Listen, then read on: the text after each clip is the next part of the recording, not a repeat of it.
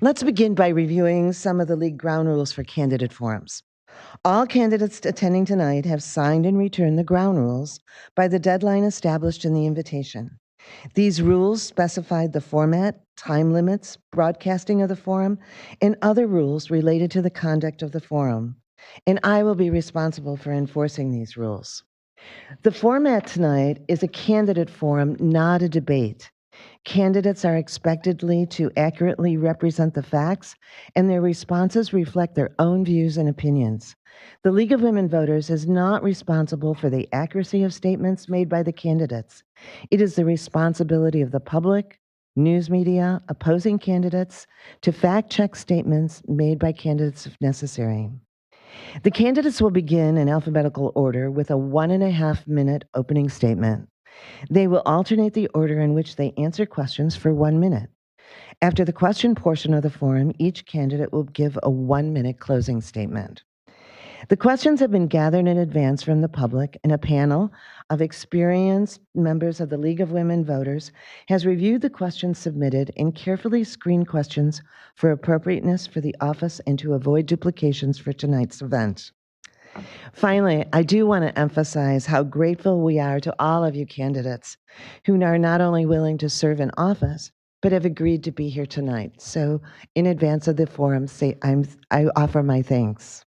So let us begin with opening statements. Candidate Argolando, we'll begin with you. You have 90 seconds. Thank you. Good evening, everyone. First of all, thank you to the League of Women Voters for hosting this forum. Appreciate the opportunity. My name is Rob Argolando. Been a resident of the school district for over 15 years. Have a son that just graduated in last May in 2022 and is in the first year of college, and have a sophomore at Batavia High School, my daughter. And we're proud residents of this school district. And I come to you as a candidate just from a sense of no grievances or any issues per se driving me, but just a sense of community. Being a part of the Batavia community, I wanted to be able to offer some of the skills, some of my perspective that I've acquired, and share it with the school district and the community itself. So I'm a product of the public school education. We came here, my parents came here from India and started in public school. So we have a deep respect for public school system. And we don't take it for granted because where my parents are from, it's not a given that you go to school. So having public school opportunities is very important. And then also from a professional perspective, I'm an engineer. I work with very diverse teams. I work with budgets. I work with Thank you different very much. people. Thank you. Candidate Dremel. My name is Kathy Dremel. Thank you so much for having us here tonight. I moved here with my family over 17 years ago. Like most people who seem to come to Batavia with children, we moved here for the schools. Prior to being married and having 3 children who all went through the Batavia School District from kindergarten, I spent 15 years in the business world. I have an MBA. Then I had the joy of staying home with my children and being incredibly involved in their activities when they were in school, which is actually what led me to run for the school board the first time. So I am seeking re-election at this time. And I have loved every minute that I have spent on the school board, and that led me to 6 years ago becoming a teacher. So I have the interesting perspective of having been a business person, a stay-at-home mom, a mom of children in the school district. Now I am a parent who does not have children in the school district, so I know what that's like, and I'm a teacher. So I come with a broad variety of experience that I'm still very passionate and excited about. Thank you. Candidate Fender. Good evening. Thanks for having us and allowing us to participate in tonight's forum. Please forgive me for my lack of public speaking skills. This is something I never imagined myself doing, and I'm a bit nervous. My name is Gabrielle Fender, and I am running for school board because I am truly concerned about the future success of our children. how our district is using our money and the information or lack thereof that the district shares with the community. The majority of our students are not meeting proficiency levels, or in other words, they're not demonstrating adequate understanding of the knowledge and skills needed relative to the Illinois learning standards. In 2022, only 48.8% met or exceeded academic standards. This is down from 51%, and in 2019 and 62% in 2017. So Batavia's performance levels have dropped 13.4% since 2017. The average of all districts in the entire state only dropped 10%. Our district is not providing our children with the knowledge and skills they need once they leave the high school. To me, this is not acceptable considering our county has some of the highest property taxes in Illinois, and our district spends more per pupil than some of our higher achieving neighboring towns. I know our children have big dreams for their future. They want to achieve and they want to succeed. We have the obligation to educate every single child in our school district. Thank you so much. Candidate Gonzalez-Thomas. Hello, I'm Raquel Gonzalez-Thomas. I'm a mother of 2 of Batavia High School graduates. Since being involved in the community and Batavia schools, I decided to run for school board to advocate for all students, teachers, staff, and the Batavia community. And I also want to help promote a safe environment for all students, faculty, and not only for them to succeed, but to thrive after their education in Batavia. Thank you. Thank you. Candidate Raymond. Yeah, thank you for having us all here today. Appreciate that. I've lived here for a little over 17 years, and I have 3 children in the district, a 11th grader, a 10th grader, and a 6th grader. I've been very involved in the community. I currently coach the Batavia Feeder Basketball Program, the one that's affiliated with the high school. I've also coached the TCSA Soccer, and I've also done the BYB Baseball, so several years of each of those. I'm running on 3 key issues, and it's, I agree with Gabrielle on some of these, is that nearly 6 out of our 10 students are not proficient in math or ELA, according to the official Illinois report card. And this is, whether it's SAT readiness, the numbers are very similar. We are trailing St. Charles and Geneva significantly in both of those. And I don't know why, what's going on in the schools, especially when you consider that we're paying on average almost $900 more per student per year in taxes. We are paying more and getting less. I don't know anybody that's okay with that, and how things are being run right now. That's not an acceptable situation to happen there. The third thing is that this district has not been transparent. I have met with them on many issues. They know they're not being transparent. They tell me they can't say certain things, and that has got to stop. I've never thought I need to step into a role like this, but my commitment to voters is I will be transparent. I will work to ensure that taxes equal the value. And most importantly, I will put the focus back on education that we all need and deserve. Hopefully we'll get a chance to dive into some of these issues a little deeper here soon. Thank you. Thank you. Candidate Sliger, your opening statement. Hi, I'm Danielle Sliger. I'd like to thank the League and everyone here tonight for being here with us. I've lived in Batavia for 10 years with my husband. We have 2 children. My daughter is in 5th grade and my son is in kindergarten at H.C. Storm. I'm currently a campus monitor supervising during lunch and recess. Before that, I was a stay-at-home mom for 6 years. I've been very involved in our school community as a volunteer in various ways, and ever since my daughter entered the school district. Now that I'm a staff member, I've been able to experience our school community in a new way. I'm running for school board because I'd like to help promote equality and equitable education for all our students by increasing communication and transparency between the board and our community, advocating for inclusion and diversity in our schools and on the board, and by promoting support and safety for all of our students and all of our staff. I'm grateful we have this opportunity to answer questions and help our community make an informed voting decision. Thank you. Thank you. We'll now begin the questions that have been submitted by the community and those in attendance. We'll begin with candidate Dremel. And the first question is this. Please describe an effective school board member and how do you fit into this description?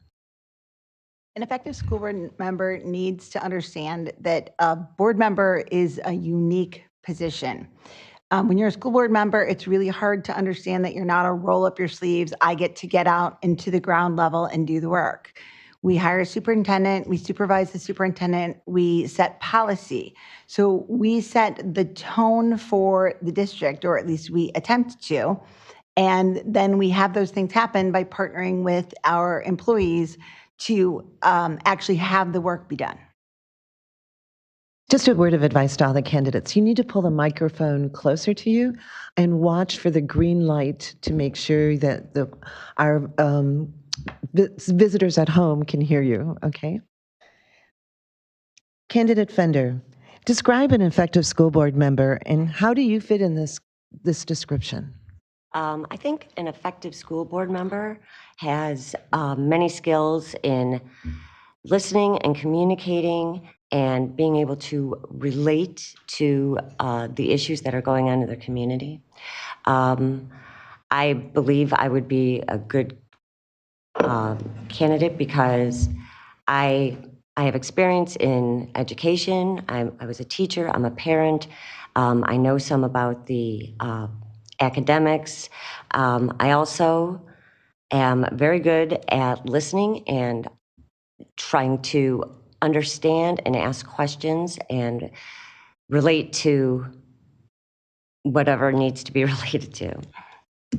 Thank you. Candidate Gonzalez Thomas.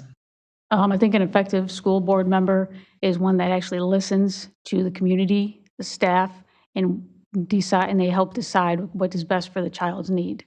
I think I play a part in that role as being one of a group of 7 and helping to come up with policies that encompass that.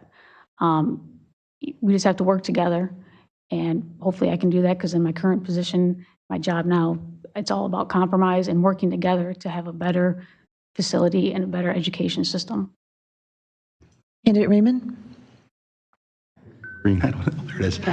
I think that the main thing is that kids, parents, and taxpayers are who our constituents are, in that order, and that we have to ensure that that is the focus at all times. I don't believe that that has always been the focus with everything. This is a non-political position.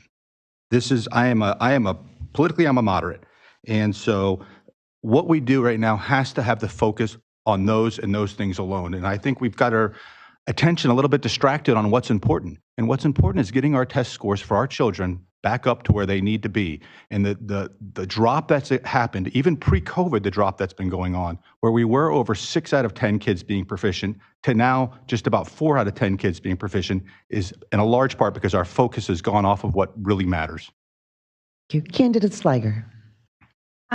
I think that a quality school board member is somebody who, I think I'm going to reflect a lot of what's already been said, but someone who can listen, who thinks communication and transparency are key, someone who is willing to collaborate, be creative, and really at the end of the day, it's what matters is every single student. And so I think I fit in this position by those are things I hold very important, and I'm willing to do whatever it takes to make sure that every single student is getting a quality and equal education, make sure our students and staff are all safe.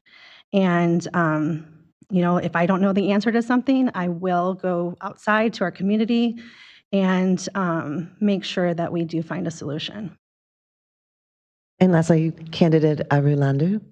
Yeah, effective board member, everything that's been said is very true. Listener, communication, collaborate. Also, just to pick up on one other thing is we need to get more out into the community. We don't want our board members just to come once a month, listen to some presentations and then go home until the next month. So I think an effective board member should be out in the community, talking to people, listening to their concerns, that's students, community, parents, teachers, et cetera. And then we need to be able to, when we hear issues, dig into them and do our research and not just, solely rely on what we're hearing, but we need to do some of our own research and find out about the issues and make sure we have all the appropriate information. Thank you. The next question will begin with Candidate Fender. What are your 3 overall educational priorities that in a perfect world you would accomplish during your time in office? And why are these important? Say that again. 3 most important. Yeah, what are your 3 overall educational priorities that in a perfect world you would accomplish during your times in office? And why are these the most important? So, number one, most educational priority is to increase the test scores. Um, and the second one would be to ensure that all the students are feeling safe and appreciated in the school. And I guess the third one would be to let the community know that their money is being spent appropriately for all the right resources. And the second part of that question was why? Okay, just because those are the most important things. Every student deserves the right to the best possible education they can get, no matter what. And it's the responsibility of the public and the community to make sure that the money is, or it's the responsibility of the school board to make sure the money is being spent for those children, period. Candidate Gonzalez Thomas. What are your 3 overall educational priorities that in a perfect world you would accomplish during your time in office? And why are these important? Not in any particular order, but the first one would be the curriculum, making sure that the teachers and students have the correct tools and resources to be successful in the classroom. Another one would be to have a safe environment for everybody, and that would be having a nice DEI program. I think those 3 are the top, and it's important for me because I think that creates a safe environment for students. It creates a safe environment for teachers and the staff. We just want to make sure that everyone has the right tools needed and that they feel safe and welcomed. Thank you. Candidate Raymond, your 3. Yeah, so the first thing is student performance. That's number one. That everything should boil up to student performance. That is the overarching one, and everything under that, in my opinion, is a sub-bullet point of that. But that is the key, the most key thing. The other key things are making sure that we have a lot of wonderful teachers here in the district, and they don't have all the resources they need. They need to have the empowerment, and they need to have what they need to perform well. I know that there's one teacher here in attendance today who I actually sent her an email last week or earlier this week because my daughter specifically called out how big of an impact she had on her. And that was never done that before in my life, but it was something that I noticed a difference in my daughter right there. And the third thing I would say is that we have to hold our kids accountable. That lowering standards to meet achievement isn't our goal. Our goal is to keep the standards high and ensure the kids hit those standards. And so we have to have goals that are stretching our kids, not just making them feel safe by doing less. Candidate Sliger. I'm going to echo again probably a little bit of what's been said, but top priority would to be to ensure that our students feel safe, are safe, feel heard, and ensure that every student has access to the resources that we are able to provide. Really go out of our way to listen to what's needed, especially to those community members whose voices are not usually heard, and really understand what those needs are and how do we actually provide them with the access to resources we're able to provide, allowing for successful education. Definitely diversity, equity, inclusion really embodies everything that I would hope would bring to an overall educational success. And I think all these things really are what will provide our kids with the best academic abilities and success in the long run. Candidate Ayulandu. So in this particular order, so creating that safe, robust learning environment for students and teachers, I think that sets the foundation. And then making sure you have talented teachers and staff within your school system. And I don't mean comparable, I mean best in class staff to teach those kids. And then as a result of that, we'll get those academic goals and statistics that we want to achieve. Once again, where we're not just compared to other communities about the same. We want to be better. We want to be best in class.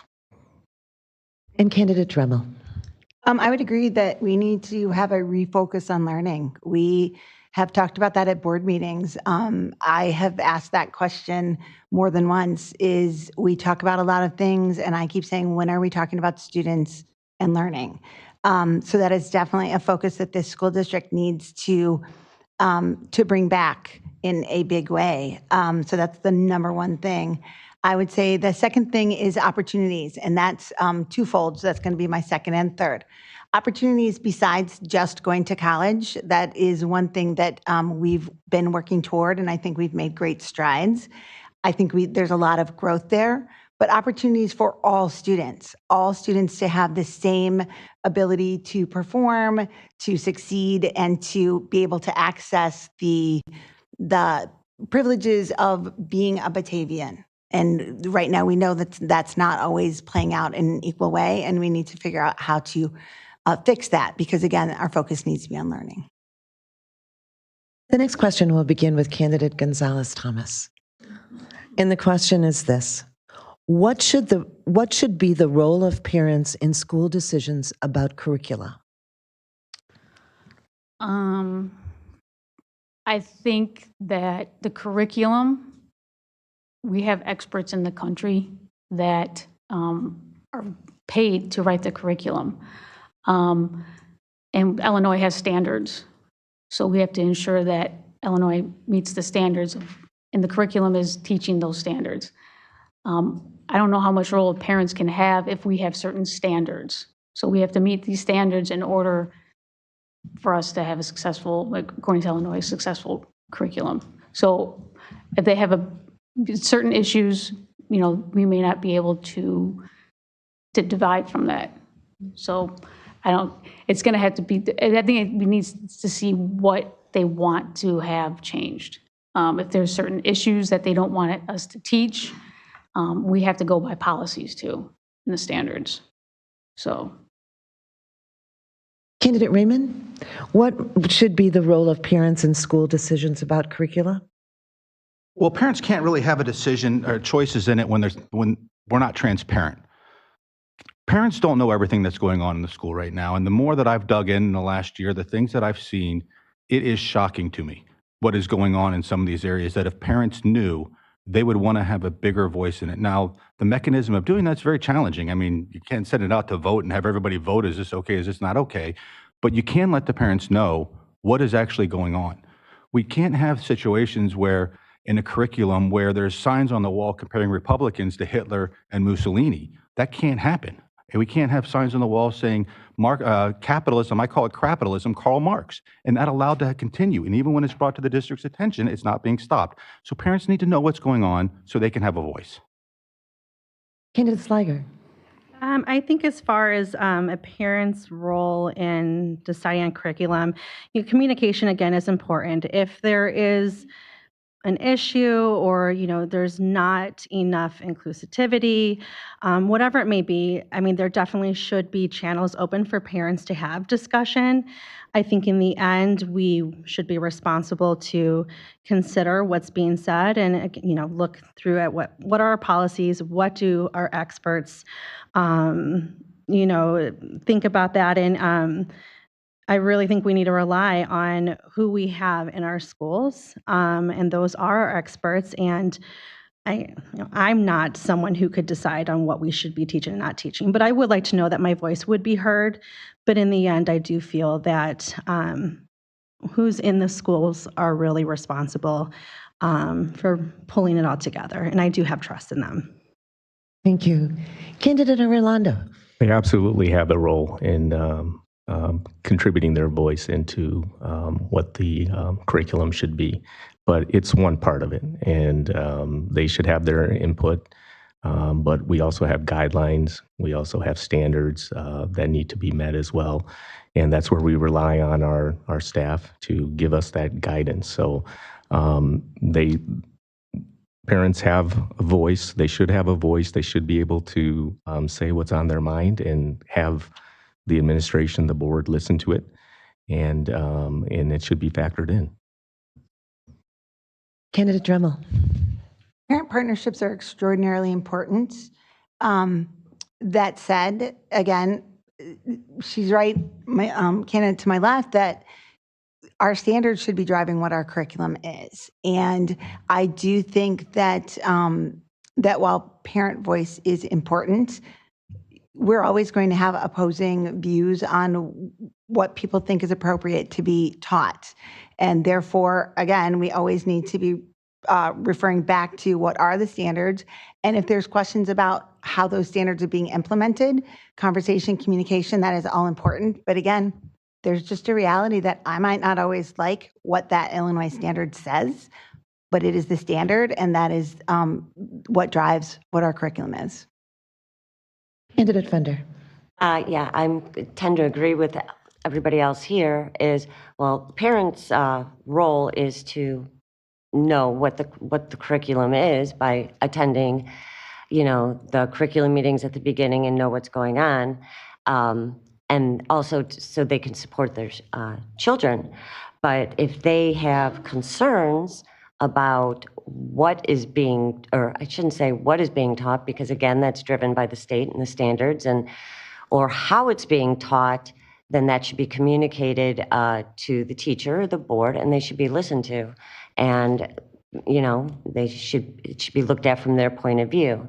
So, their role is just, like Kathy said here, is to be a partner, but to understand that, some things just can't be changed by the board because it's driven by the state. Thank you. Candidate Raymond, we'll begin with you. How will you handle situations when you receive frequent comments and complaints from members of the community? I'll repeat it one more time for you.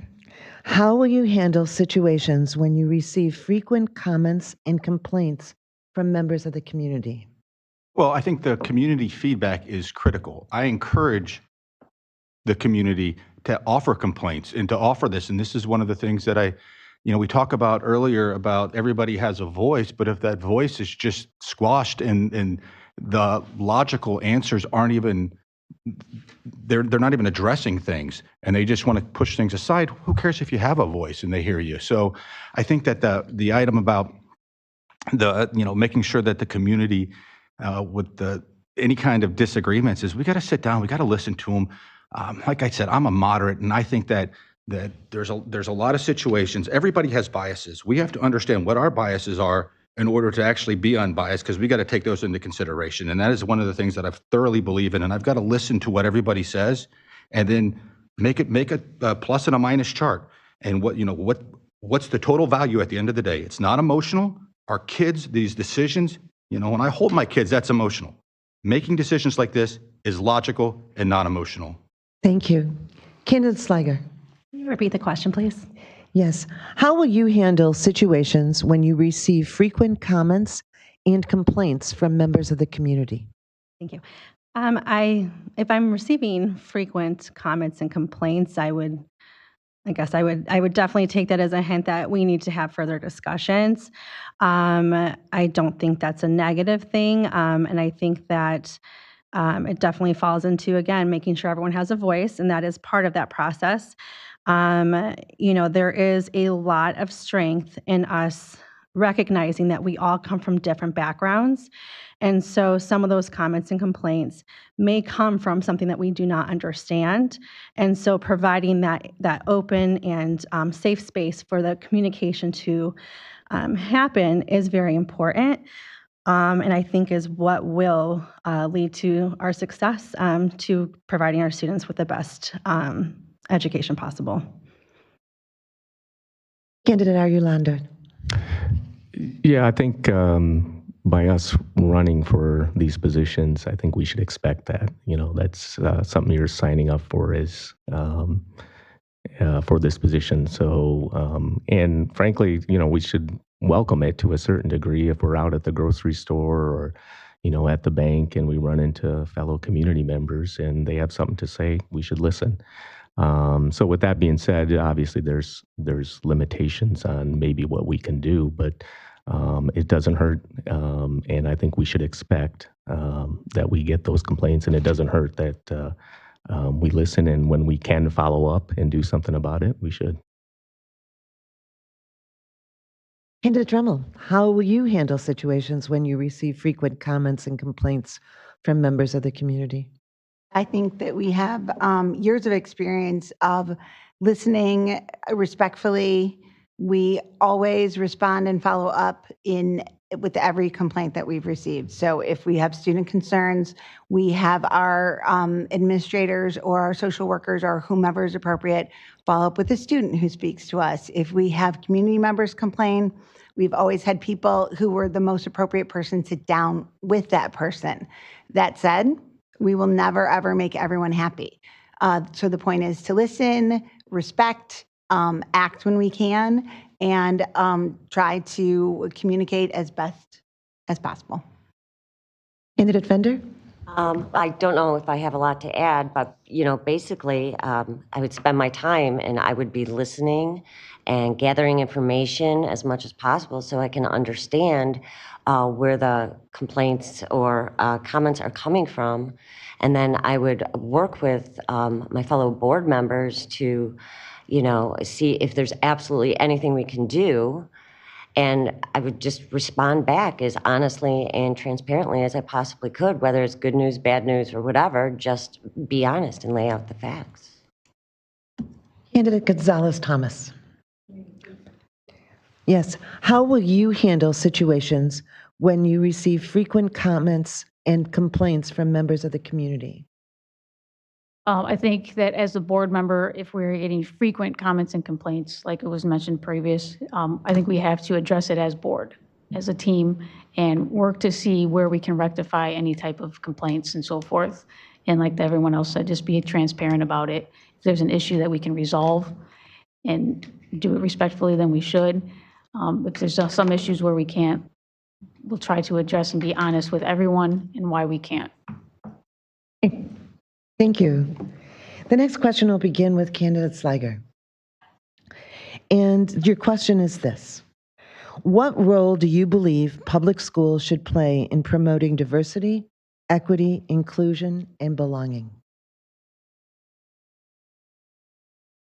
I believe that is probably down to the core, what we should be promoting. Everyone should be promoting that on a regular basis. I don't think it's an issue that should be political, that should be questioned. It's, everyone deserves to have a space where they feel they belong, have a space that they feel that they are seen and represented. And I think that it is extremely important that we do everything that we can do to ensure that we are providing that space. Like I said, I think that's to the core what we need to do, and that's the only way that we are going to serve every single student in our district. Candidate Arulando. Yeah, we play a big role in that. It's we need to create those environments where everybody feels welcome and safe. And then what does that mean? That means, we're learning from each other, we're growing. It makes us better citizens when we know things about other people, other cultures, other situations. So yeah, we should be promoting that, encouraging that, and then for our students and teachers, I think that's just going to make us better as people and as a community. Candidate Dremel, what role do you believe public schools should play in promoting diversity, equity, inclusion, and belonging? I think it's foundational. School districts are in a unique position to just create that environment from a child's first memory of being out in the world.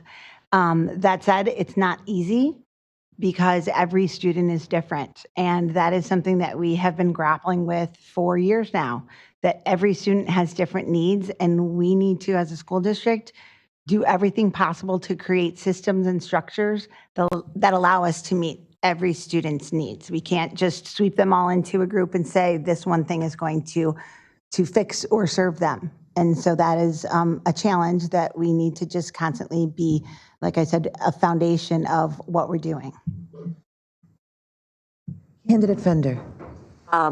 Well, the schools play a very important role. You know, it's so important for every student to feel safe at their school and to feel that they're wanted there and that they belong there. I have a lot of experience with children with special needs. I was a special needs teacher, and my sister, who is special needs. And it's very difficult because you want to make sure everybody is a part of it, and feels that they should be there. But to design the classroom for everybody's individual needs is extremely difficult. But it needs to get done, and we need people to know. We need ways also to be able to identify students who may be feeling that they're not included and are not communicating that. So, and not just depend on them stepping out, and because we need to be there for them and their emotional needs. Thank you. Candidate Gonzalez Thomas. I think, I'm sorry, can you repeat the question just to make sure I remember it right? What role do you believe public schools should play in promoting diversity, equity, inclusion, and belonging? I think they play a very important role in it. I think they need to promote it. I think that all the children, like was said earlier, they need to feel wanted, they need to feel safe, they need to have a safe place. And if they feel safe, then they will be more relaxed and comfortable in the environment, so it'll help them with their learning. We need to have it.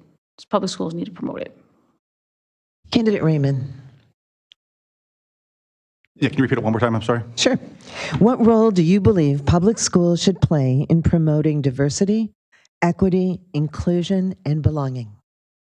I think that is a very critical thing that our children grow up feeling that. Now, I come from a very broadly diverse background. I'm 15+% Native American. I grew up in a house full of Latinos. We had 10 of them. My mom helped them get green cards. I slept on a couch for 3 years. My brother-in-law is African American. After my mom passed away, I got a whole bunch. So I've seen what happens. And so the question though is that, are we spending more time on this than we are reading and writing and arithmetic? And the thing that it can go too far is that's my concern. I'm going to read something that went to every single teacher in the district. Christianity places such importance on individuals' relationship with Jesus that culture has often been seen as a distraction to faith. Since people who don't believe in Jesus are consigned to damnation, many denominations focus exclusively on saving the souls of non-Christians. The primary value in understanding another group's language is to translate the New Testament to win them over to God. This went to every teacher in the district. Is this, when we say DEI, is this what we mean? Because it can go too far. Let's get a balance. Thank you. The next question will begin with you, Candidate Arredondo. How do you think Batavia Public Schools should support the mental health of students? Well, I think that comes down to resources. Coming out of COVID, I think we've all heard stories of the impact that's had on our students and their well-being, and teachers too, for that matter. And we need to make sure that we have the appropriate resources to support their needs. And that does mean having maybe extra people specializing in that type of care and providing that type of support. But I think it's important. And if we want students to have that well-being, those are the kind of resources we need to have. Candidate Dremel, how do you think Batavia Public Schools should support the mental health of students? I actually think that mental health of students is one of the biggest factors that we are, one of the biggest hurdles and dangers that we're facing right now. And I'm saying that as a teacher and as a school board member. I work in a high school in a very similar district to Batavia. I hear it as a Batavia board member. Our students are struggling, and they're struggling on a variety of levels. And hospitalizations, referrals, stress, anxiety are all taking a toll. And we're talking about we need to focus on learning, and we absolutely need to. Students can't focus on learning when they can't even see the relevance of the school day because the stresses and anxieties that they are facing are so distracting that they can't even focus. So it is absolutely, again, foundational to what we need to do because students cannot learn if they don't feel like they belong, if they don't feel like they're safe, and if their mental health is a barrier to that. Candidate Fender? It's hard to top that. So, no, staff and teachers, all school staff, they need to be educated. And first of all, I think they need to have their eyes wide open. They need to look for red flags, whether it's in behaviors or communication, or all of a sudden a student who stops doing homework and, and just kind of ask the questions, not being pushy, but staff and teachers need to be educated on how to approach and handle. And then they need to either reach out to the parents or other counselors or somebody else, and the students and families need to be offered any assistance they need, and we need to let them know that the school is there for them.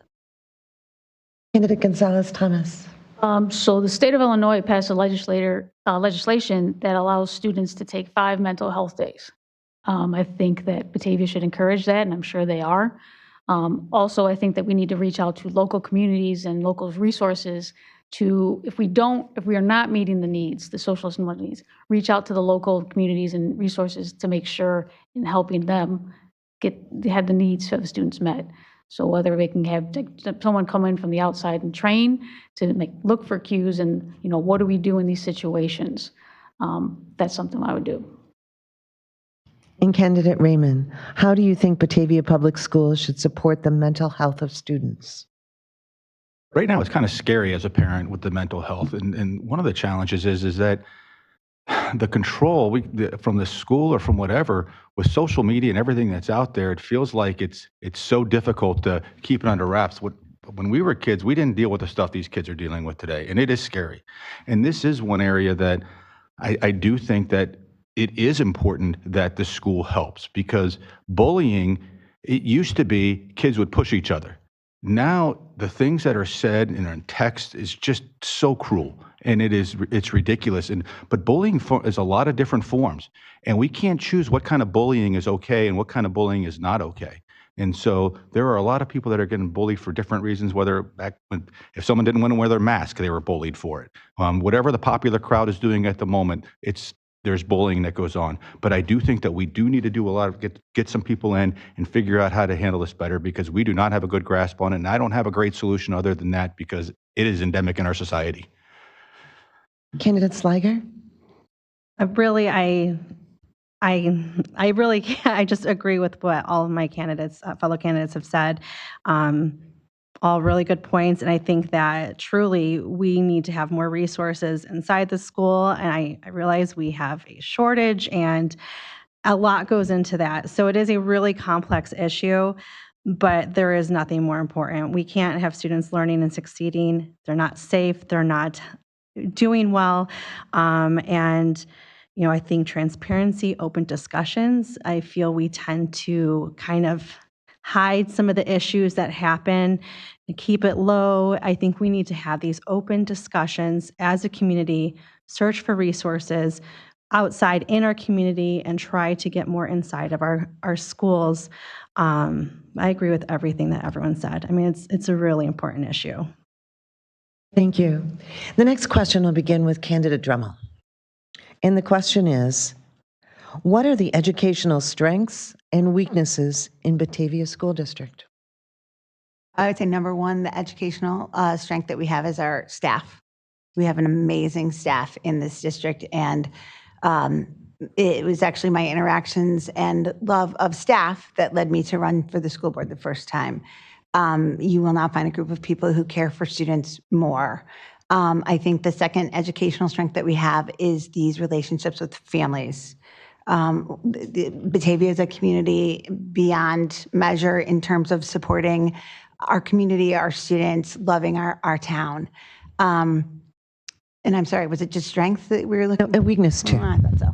I would say that, again, I have a huge concern that we are not focused on learning. We are the things that I say are foundational need to be things that we are folding in and doing regularly, but they cannot be our entire focus, because what you focus on is what happens. And we are not focusing on learning. We are focusing on a lot of other things, and those need to be foundational, not our focus. Candidate Fender.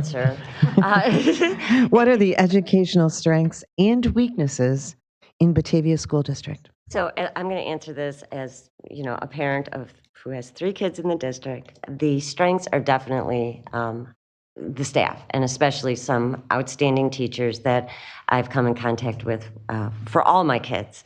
As for the weaknesses, again, it's the academics. We need to get back on the ball. We need to get these kids to a level where they can start thinking on their own, and to do that, they need all the basics. And with that, honestly, one of the weaknesses this is a personal thing, I don't get a lot. I've always been a parent. I'm not a helicopter parent, but I do like to know what my kid is working on, and I don't get a lot of work or results back. I miss paper. I miss seeing what went wrong, and how, you're at home, how can we fix this? So the academic communication from the teachers, because of the electronic age now, to me, that's a weakness, because I can't be there for my kid. Candidate Gonzalez-Thomas. I think the strengths, as everyone else has said, is the staff. I think we have excellent teachers. And also, even though it's not really part of the education, I think this is a great community. And I think the community rallies around the students when they need it. As far as weakness, I think there's a lack of communication from central office to the community, to parents, to staff. I also think there's a lack of curriculum. I know we have standards, and they say that we're teaching the standards. However, the standards are not curriculum. I also feel that there is a lack of DEI, whether that be safe spaces, people not feeling inclusive, and I just think we just need to be better at promoting that. Candidate Raymond. Yeah, the number one strength in any school district is usually the parents, and Batavia has great parents. Most of us moved here because we do care about the schools, we care about the community, and most parents are involved, and that is the number one strength. We do have a lot of great teachers too. I know the easy answer is to always say that all the staff is all great. There's some teachers that aren't great, but most of them are great, and those are the ones that we need to support, and we're fortunate to have the many great teachers that we do have. As far as the weaknesses go, is that, again, when 60% of the students are not passing the basic standards, that is a weakness that we have to have that focus on learning. And then the other thing is accountability to voters. And we saw what the bond got denied, and we're just rerunning it as the same thing. We didn't tell the taxpayers that your taxes would go down 10% if you voted no. We only said they wouldn't go up if you voted yes. That transparency is what this community deserves. And this school board has not presented that to the people of Batavia. Thank you. Candidate Sliger. Definitely, strengths are our amazing staff members, and we have an amazing community who truly, a lot of the time, just all in, willing to do whatever is needed to help our children, help our schools, help our staff, support in every way. Those are huge strengths. And I think as far as weaknesses go, I think to get to the results that we're all hoping for, we need to keep in mind that we need to engage with our community to find out what is the data, use the data to find out why we're lacking where we're lacking. Do we need to get resources out and provide better access to them? What do we need to do? And I think that's where DEI comes into play, is really utilizing those tools to understand where our gaps are and how we can bridge those gaps to bring our results to where we want to be. And Candidate Arulando. I'll agree with a lot of the strengths there, and I'll maybe throw it in a different angle, which is, I think a strength is, I think the intention of our community, of our school district, is they are really trying to strive to do the best by the children, and they have good intentions. And I think that's really a strength of this community, this school board, this school district.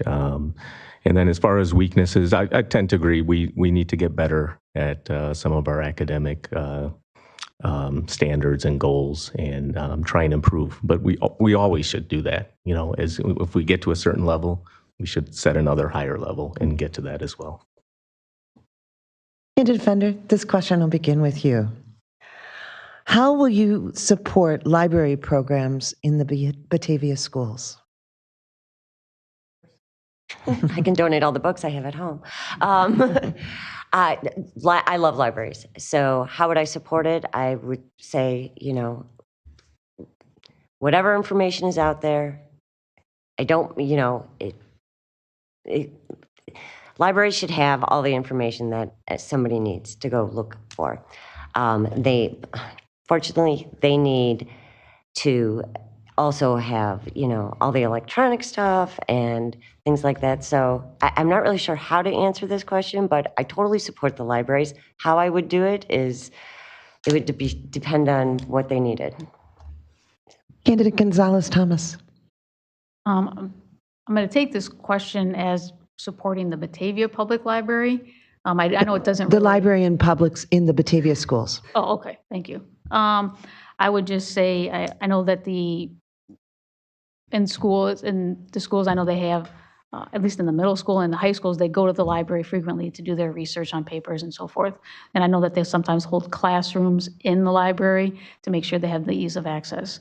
So I think sometimes I think they need to get away from the electronics, and they actually need to focus on the books and actually getting the information from the books, because we all know that sometimes the internet is not always truthful. So I think books, not that they can't be, but for the most part, they are.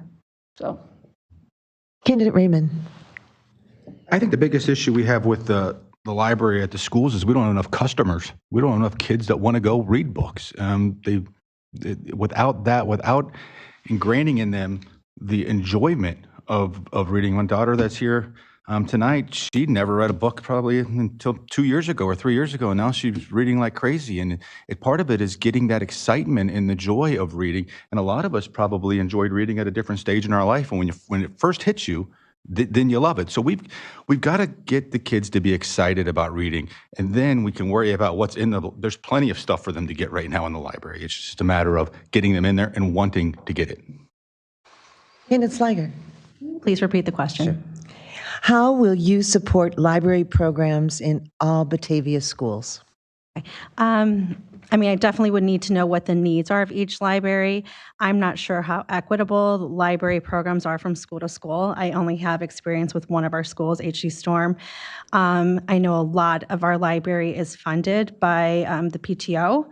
And we have some awesome programs that really do excite kids. The Blue STEM reading contest. We do Battle of the Books.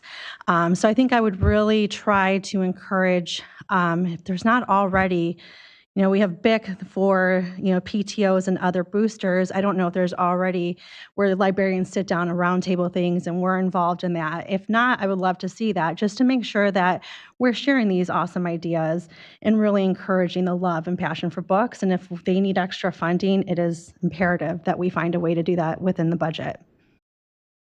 Candidate Arulando? Yes.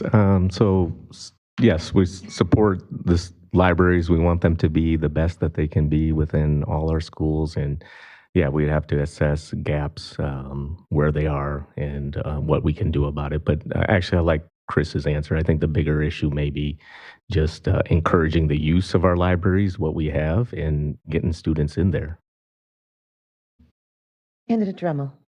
Actually, I'm going to contradict that. We have amazing library programs, and I think that staff members would agree and students would agree. We have great programs. Students are excited to be in the LRC. We have passionate readers.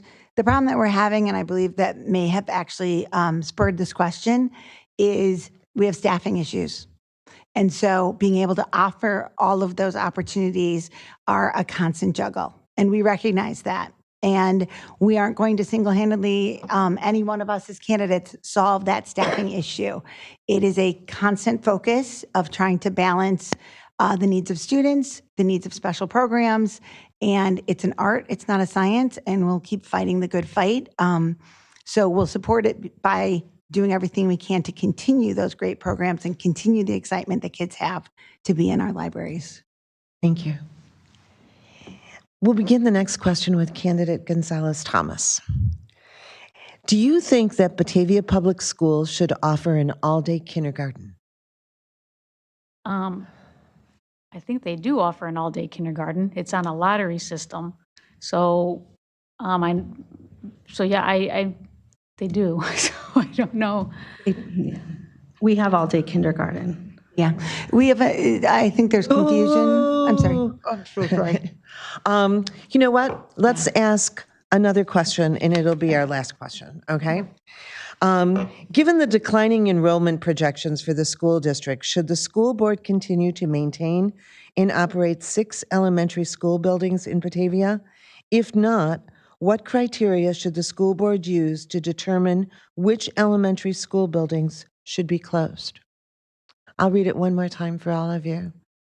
Given the declining enrollment projections for the school district, should the school board continue to maintain and operate 6 elementary school districts in Batavia? If not, what criteria should the school board use to determine which elementary school buildings will be closed? And should you need an additional 30 seconds to answer this question, I'm happy to give it to you. Batavia's goal for K through 2 is 22 students per teacher. 3rd through 5th is 26. And when the report card comes out, all the certified staff is included in that ratio. So that means that your admin, your interventionalist, your enrichment coaches, and your specialized teachers, meaning band, art, gym teachers, and so forth. So when you're looking for the ratio, you should really only look at the classroom teacher and those children. They shouldn't have, it's a little misleading. So in order, if you want to close schools, you really have to look, it has to be a huge drop in enrollment. Batavia also has to meet the state of Illinois mandate that no more than 30% of students with individualized education plan can be in a class. And I think that the individualized education plans have gone up in Batavia. So therefore, you have to really, okay, so you only can have 30%. So you have to look at the whole classroom and ensure that that 30% is not going over. And again, you maybe have to take out the other certified staff. Candidate Raymond. Yeah. So with the declining numbers, it is something that needs to be looked at. It certainly should not be something that's off the table. There is a protectionist attitude that when they decided to go for the $140 million bond of taxpayer money, that one of the key reasons is that people did not want to break up their elementary school area. And where I can understand why somebody wouldn't want to do that, the community pays for all that, so that would not happen. As one of the key things is this was brought up in the analysis that was done on whether or not what we should do as a community. So it does have to be looked at. I would have to see the exact numbers of the trajectory, but at some point, it should not be, I want my kids to go to whatever elementary school, so you can't take this one down. It's too expensive to keep schools operating. I know that Geneva has this issue with Fabian Elementary School, that they built it and it was half full. We don't need schools that are half or 3/4 full if it's going to be taxpayers paying an extra $30 million to ensure that to have that happen. So I think it needs to be looked at and it needs to be taken into consideration, and it is an option. Don't know if it's the right option, but it is an option. Thank you. Candidate Sliger. I think from the most recent data that I've seen presented, the decline in enrollment was more at the high school level than at the middle school and elementary levels. I think the climate numbers, were not significant enough to make that change, but I don't know. I mean, those are projections. So definitely, if there was a significant decline and we are approaching that, it's a discussion that needs to be had. I think the way things are set up now, I don't see how we could combine schools. Again, I think it's going to depend on that, but the last set of data numbers that I saw, it was more at the high school level than the elementary. Candidate Ariulanda. Yeah, I'm in favor of keeping all 6 schools, elementary schools. I think, declining enrollment, there's a lot of factors that go into that projection. The next 5 years, I think they were indicating that we would have that enrollment decline, and as Danielle said, at the high school level is what I was told, that most of that would occur. And it had stabilized at the elementary school level. So I don't think we should be a little bit short-sighted in that. A lot of factors that go into that. I think the advantage of the 6 schools, once again, is the community involvement. And we don't want to get into a situation that Raquel just pointed out where we fall below our or go above our effective ratio of students to teachers in the classroom. So, yeah, in favor of 6 schools. Candidate Dremel. Batavia really values their neighborhood schools. That came through loud and clear in the 3-year of community engagement project that we did. Furthermore, for those of you who are school board meeting junkies, those declining enrollment numbers have been talked about a number of times repeatedly. And yes, the data is saying that we have actually, we believe, bottomed out at our declining enrollment. And now we are actually steady, if not having some increasing enrollment at our elementary schools, which then will, build back up to our high school. That said, our schools were actually built for the numbers that we are now approaching in our elementary schools. And so it's sort of equalizing that they are being utilized appropriately and proportionally. Candidate Fender. Okay, can you repeat the question? Sure. Given the declining enrollment projections for the school district, should the school board continue to maintain and operate 6 elementary buildings in Batavia? If not, what criteria should the school board use to determine which elementary school buildings will be closed? Gotten back to my turn, I've learned a little bit more. So if there is no declining numbers, or there's not projected to be, then we should keep it how it is. And, especially, I've been to some of those school board meetings, and yes, people love their neighborhood schools, as I did. However, if it is going to decline to the point where we absolutely don't need a school, then, I think we need to be fiscally responsible and see how much that is going to cost us. The only problem with that is, okay, what if enrollment changes in 5 more years and then we need that school? So, it all depends on what the trends would be. And, it's really difficult to answer on that without. Well, candidates, sadly, our time is up, and that was your last question. So I would encourage the attendees, if we were unable to ask your question, that you continue to reach out to the candidates to get the answers that you would like to hear. So we'll begin our closing statements with candidate Raymond. Oh, thank you again for hosting this here tonight, and I'm very thankful that there's a pretty big crowd here today. So I believe there's some differences that we see in the candidates. Some here that want things to continue kind of the way they are, and others that sit there like me and, again, believe that 60% of students not hitting it, that is the number one thing that needs to be addressed. And paying $900 more per year per student than the districts near us is not acceptable for the results that we're getting. If we're going to pay more, we should get more, and that the district needs to be transparent. The good news, though, is this can be fixed. All these things can be fixed. And let's develop a vision. Let's work together, develop a vision.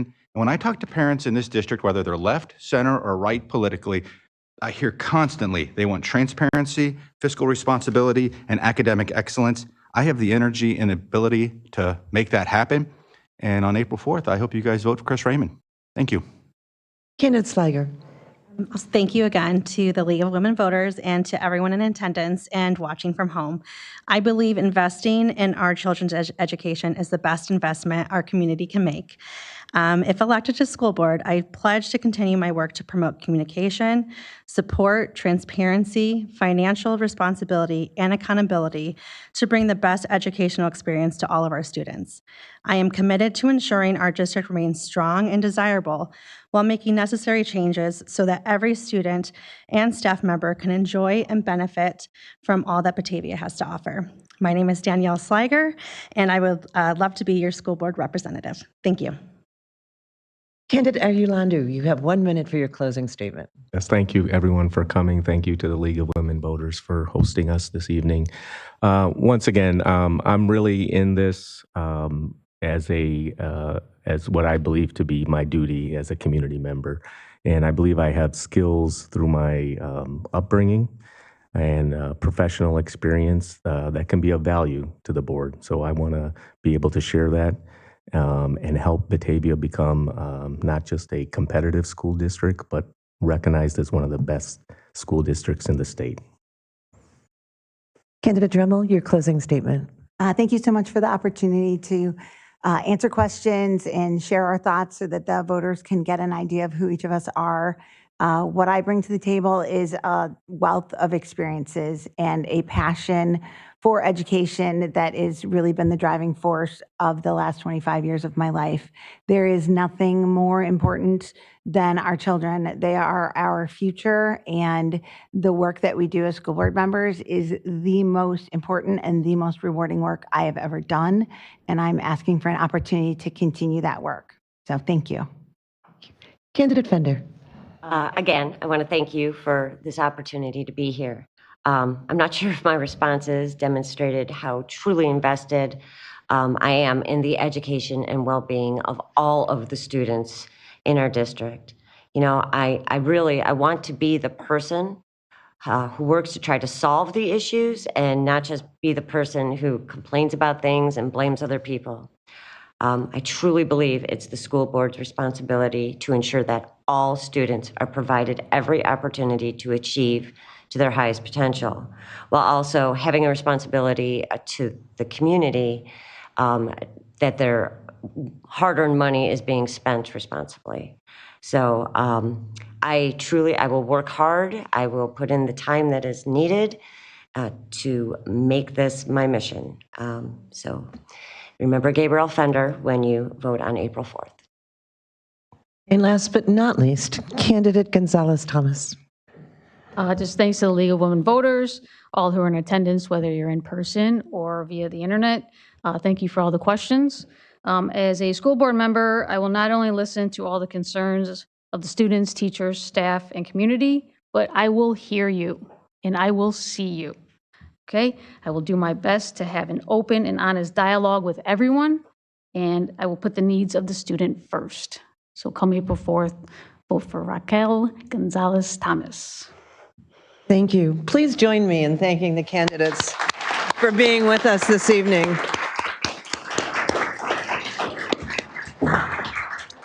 I can't say this enough, in that our democracy thrives when all of us are engaged. Attending or watching a candidate forum is an excellent way to be empowered to join discussions on local issues and make your voice heard on Election Day. We hope that each and every one of you will inspire your families, friends, and neighbors to do the same. Information on how and when to vote can be found on IllinoisVoterGuide.com, your Central Kane County League of Women Voters website, or your local county election commission website. Thank you so much.